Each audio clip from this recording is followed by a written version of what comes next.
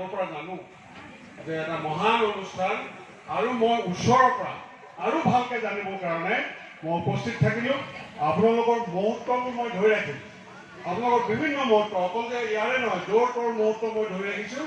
অহা আপোনালোকৰ সভাত এইবোৰ মই এক্সিবিশ্যন কৰিম আৰু গোটেই ফটোবোৰ যাৰ যাৰ লৈছিলোঁ মই দিবলৈ চেষ্টা কৰিম। আৰু অনিল শইকীয়া মহোদয় আৰু আমাৰ শৰৎ আৰু আমি কেইজনমান শ্ৰীমান্ত, আমি কেইজনমান পুৰুষে কিন্তু অলপ সহায় কৰিছোঁ। মই কেনেকৈ মোৰ বাপাত কেইজনমান কাঠ আনি মই অভ্যৰ্থনা সমিতিত কাৰ্যালয়ত দিছিলোঁ। তাৰ বাহিৰে মই একো কৰিব পৰা নাই। মোৰ কৰিবলৈ খুব মন আছে। মোৰ ডেটটো ফুটা, মানে ১ নম্বৰ সাংবাদিক কাৰণে পইচাও নাই।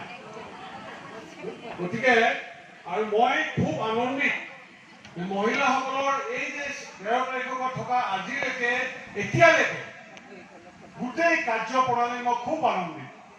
জ্যেষ্ঠ মহিলাসকল ৮৪ বছৰীয়া মহিলাই, জগনমোহন ৮৪ বছৰীয়া মহিলাই পুৰস্কাৰ লাভ গৈছে, উপন্যাসৰ পুৰস্কাৰ। ইয়াতকৈ ডাঙৰ ভাল কথা হ'ব পাৰে, এটা ডাঙৰ হাত চাপৰি। আৰু মই বহুত কথা শিকিলোঁ আৰু মই বহুত কথা মুকলিকৈ মোৰ কাগজত লিখিম। মই বেয়া কাৰণে নিলিখোঁ, ভালৰ কাৰণে লিখিম। আৰু মই সকলোকে অভিনন্দন জনাইছোঁ। মই শিৱসাগৰীয়া হিচাপত আপোনালোকক যেনেকৈ দিব লাগিছিল, কিবা কিবি অকণমান অসুবিধা হৈছিলে, সেইখিনি নিজ গুণে ক্ষমা কৰিব আৰু আপোনালোকৰ এজন বুলি আমাক ক্ষমা কৰি দিব, এইখিনিকে মই ক'লোঁ। আৰু মই আপোনালোক সকলো মহিলাৰ হৈ মই সকলোকে কিবা দিবলৈ মন আছে, যে জেপত নাই একো পইচা। মই এখন গামোচাৰে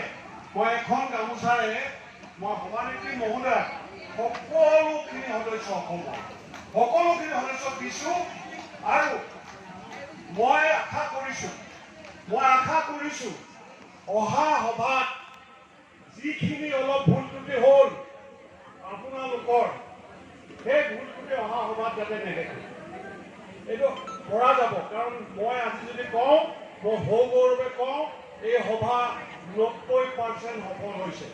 জোৰকে হাত চাপৰি যে ১০% হোৱা নাই, অহা সভাত ১০০% হ'ব। আৰু মই বহু সংগঠনৰ লগত জড়িত সভানেত্ৰী মহোদয়, ইমান কিতাপৰ বৰষুণ মই ক'তো দেখা নাই, সাহিত্য সভাতো দেখা নাই। মই দেশে বিদেশে ঘূৰি ফুৰোঁ, মই গৌৰৱ কৰা নাই, অহংকাৰ কৰা নাই, দিহিঙে দিপাঙে দেশে বিদেশে ঘূৰি ফুৰোঁ। আৰু এনেধৰণৰ অনুষ্ঠান ই জাতীয় অনুষ্ঠানলৈ পৰিৱৰ্তন হৈছে। এইখিনি কথা মই নকলোহেঁতেন, কিন্তু মই নকৈ মোৰ প্ৰাচ হৈ যাব। সেইকাৰণে আপোনালোকৰ অনুমতি লৈ এই কথাকেইটা ক'লোঁ। আৰু আপুনি জানেনে, সভানেত্ৰী মহোদয় বাইদেউ, আপোনালোকৰ পৰা মোক গামোচা এখন দিলে। মই ক'লোঁ মই গামোচাৰ কাৰণে কাম কৰা নাই। তাৰ আগতে মোক ৰাজহুৱাকৈ এখন গামোচা নাজিৰাৰ এগৰাকী মহিলাই দিলে। আপোনালোকৰ সকলোৰে হয় দিছে।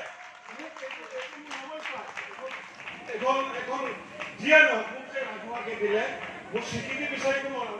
ছাৰ অহা নাই, ময়ো অহা নাই। কিন্তু আমি আহিলোঁ, আমি আনন্দিত।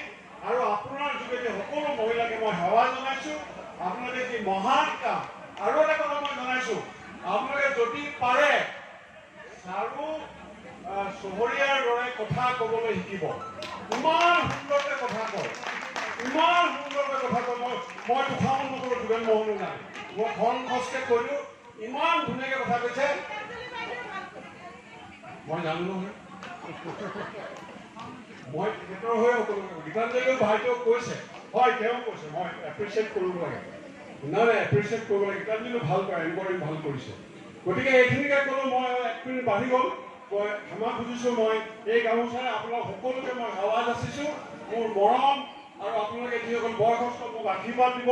মোৰ বেছি হোৱা নাই, ৩-৪ বছৰ শইকীয়া চাহাবকে সৰু। গতিকে মই আশীৰ্বাদ বিচাৰিলোঁ। আৰু এইখিনিকে কৈ মই চহৰীয়া বাইদেউ এখন গামোচা।